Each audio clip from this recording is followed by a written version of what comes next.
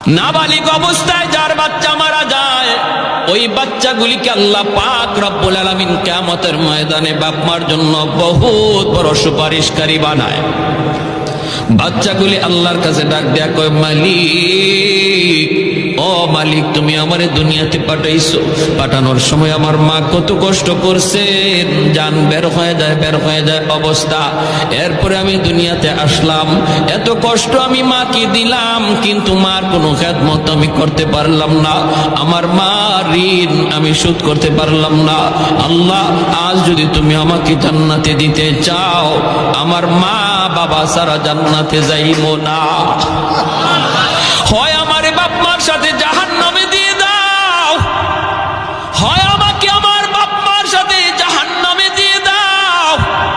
রব্বুল আলামিন তখন বলে, বান্দারে, আমি আল্লাহর আদত হচ্ছে জাহান্নামীকে জান্নাতে দেওয়া, কিন্তু